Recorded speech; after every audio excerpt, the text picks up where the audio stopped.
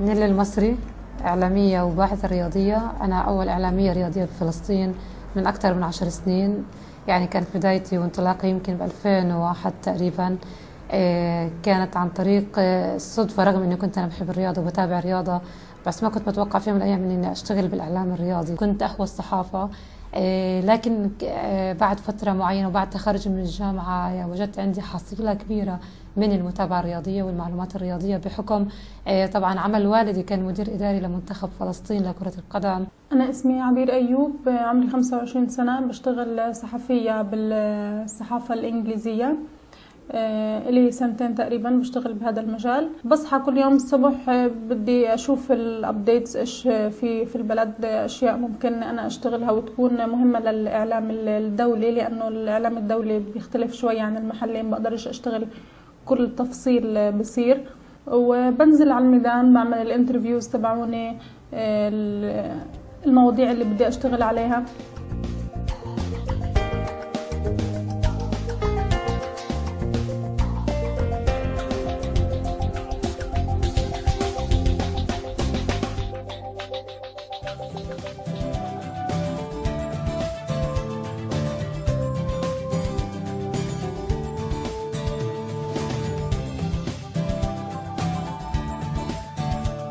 يعني لأول وهلة وفتاة فلسطينية تخوض حقل الإعلام الرياضي بالتحديد، أكيد له رهبته، لكن استهواني البرامج الرياضية. قدمت أول نشرة أخبار رياضة، يعني فالموضوع يعني كان كتير مشجع.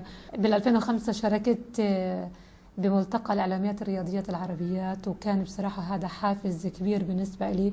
اتعرفت على العديد من الإعلاميات الرياضيات، صحيح هم كانوا من نفس جيلنا، لكن كان الفرق بيننا وبينهم الخبرة. يعني لو تطرقنا أيضا لعدم وجود إعلاميات أو غياب الإعلاميات عن الساحة الإعلامية الرياضية أو الساحة الرياضية بالتحديد، بصراحة الظروف الحاصلة في بلدنا يعني هي أساسا ساهمت في توقف الرياضة.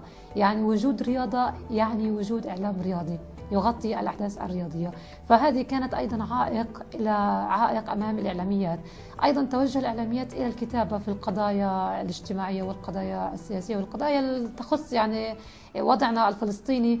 أنا بحاول دايما أوفق بين كوني أنا صحفية فلسطينية، بالدرجة الأولى بعتبر عملي هو نضال، لأني أوصل الصورة الفلسطينية بالطريقة الصح، وبين البوليسي تبعت الجريدة أو المؤسسة اللي أنا بشتغل لها. يعني لا أنا بقدر إنه أشتغل اللي بدي إياه زي ما هو، ولا أنا بقدر أكون مجرد إمعة، يعني اللي بدها إياه الجريدة أنا لازم أشتغله. ساعات الجريدة ممكن تطلب إشي أحس إنه أنا مش قادرة أوفق بين الشغلتين، بعتذر عن كل القصة. بداية كانت كتير صعبة، إنه كل الأولاد الصغار بصيروا يجروا ورايا يطلعوا إنه أول مرة يشوفوا بنت ونازلة مع كرو كامل وقاعدة بتشتغل وهيك، وهذا إشي كتير غريب عليهم.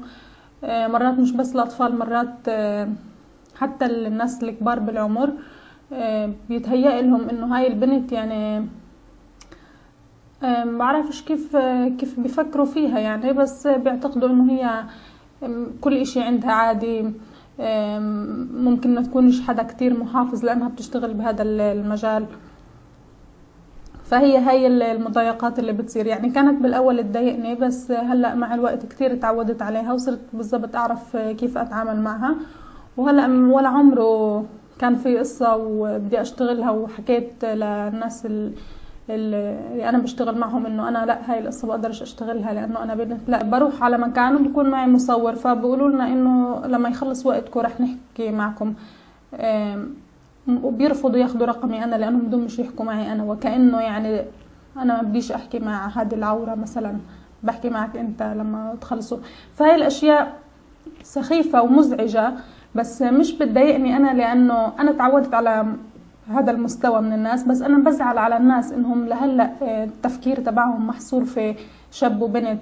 أنا بقدر أحكي معك بس بقدرش أحكي معها هي، وكأنه يعني خلي العورة هذه تروح من المكان لأنه وجودها كتير بخجل أو شيء زي هيك.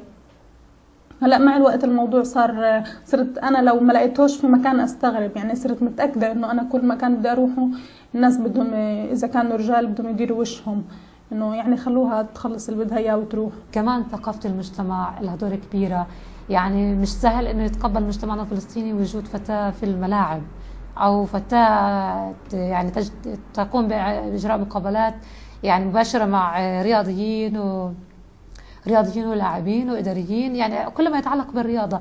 يعني بالتحديد أنا أكرر موضوع الملاعب، بصراحة في مشكلة كبيرة جدا يمكن ربما حاولت تخطيها ولكن ما زلت أواجه بعض العقبات وبعض الصعوبات. على صعيد وجودي في الملعب كإعلامية، بصراحة أحيانا أواجه مشكلة من الجماهير. يعني إحدى المواقف حصلت معي ولا زلت أذكرها، ولكن الحمد لله يعني قدرت أتخطاها. أحد مدربين الفلسطينيين من المحافظات الشمالية في الضفة الغربية أتى إلى غزة، كان يشرف على تدريب المنتخب، وكنت أعمل أيضا مع إحدى المواقع الإلكترونية في غزة. فقلت له سوف يعني بدي أروح معكم إني نعمل مقابلة مع المدرب.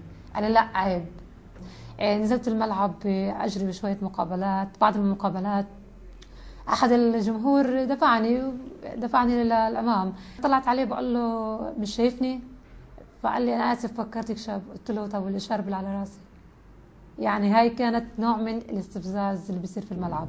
كمان احنا كاعلاميين وكاعلاميات، بالذات اعلاميات، ما في مكان في ملاعبنا مخصصه للاعلاميين. يعني بعد انتهاء المباراه فورا نتوجه للملعب، اجري مقابله مع المدرب مع اللاعبين، بعضهم يرفضون. يعني بصراحه لا ادري السبب، يعني من غير اي تبرير، يعني هذه هي النظره. حتى الجماهير ايضا، الجماهير هي عامه من عامه الشعب، يعني يستهجنون وجود فتاه في الملعب. يعني بصراحة إحدى المواقف مرت فيها أول ما أدخل الملعب يسير هتاف وصراخ، لأنه جديد على المجتمع وجود فتاة داخل الملعب.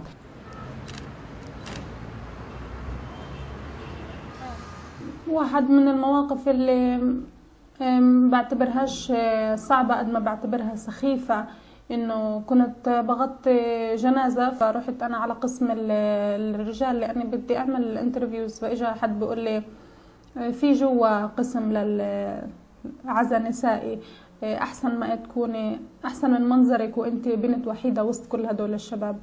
فقلت له انا بفهم وبعرف ايش اللي بضرني واللي بضرني، شو ما استناش انت تقول لي وين اروح وكيف اشتغل. كمان في انتهاكات يعني واجهناها كثير، استغلال المواقع الرياضيه لنا. يعني في بدايه المشوار بنكون صحفيات جدد على مجال الاعلام الرياضي، بحاجه لانه نثبت حالنا، بحاجه لانه نكون موجودين على الاعلام الرياضي من خلال تقاريرنا ومقابلاتنا. بيتم استغلالنا بشتى الوسائل وشتى السبل. يعني الجهد يتم انكاره. بصراحة ربما البعض يعني حاول يتعمد التقليل من شأننا. مرات الناس بيسألوا أهلي كيف بتخلوا عبير تضل تتأخر لوقت متأخر بالليل، مرات بتنام برا البيت، مرات إذا عندها اجتماع بالضفة الغربية بتخلوها تروح وتنام برا البيت أسبوع وأسبوعين. أهلي اللي مساعدني إنه أهلي كتير سبورتنج وفاهمين، كتير كانوا خايفين عليا، بس هم عارفين إنه هذا الوقت وقتي وإنه هذا الشغل هو اللي أنا نقيته ومش رح أشتغل في إشي تاني غيره. حتى من طبقة المثقفين أجد هناك انتهاكات حتى ولم تكن لفظية، وربما يعني من خلال النظر، من خلال بعض الكلمات، بعض التصرفات، ولكن الطموح لا يحده أي عائق.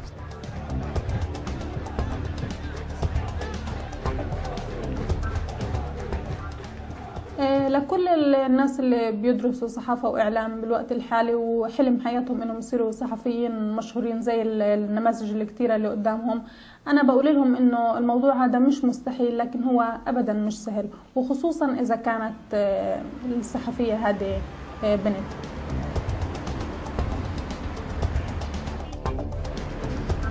لدينا بعض الجهود القليلة بخصوص الرياضة النسوية وتطويرها، لكن هنا دوري يعني كلجنة المرأة في اللجنة الأولمبية الفلسطينية التي طبعا تغطي فلسطين، نحاول تعزيز دور المرأة، وليس فقط تنفيذ أنشطة رياضية في الملعب، ولكن نحن بحاجة إلى المساهمة في تغيير نظرة المجتمع للمرأة الرياضية في يعني في هذه الأيام. لدينا سنابخيت لاعبة دولية، عداء دولية، لدينا هناء أبو مهالق، لدينا لاعبات كرة قدم نسوي ليست المحافظات الشمالية للوطن ولكن أيضا في قطاع غزة، لكن فريق غزة توقف للظروف الاستثنائية التي نعيشها. طبعا بوجه كلمتي يعني كلمة جوهرية لزميلاتي المقبلات على مجال الإعلام الرياضي. أكيد بشكل عام الطريقة مش مفروشة بورد، وبنفس الوقت مش كلها شوك، يعني تجربة كبيرة. إذا كنت حابة المجال أكيد رح تنجح، إذا كنت مؤمنة بقدراتك، إذا كنت مؤمنة فعلا بنفسك وواثقة من حالك، ما رح تسمعي لا أي كلمة يعني ممكن تقلل من معنوياتك، ممكن تهين ذاتك من جوا كامرأة تكوني موجودة في الحقل هذا.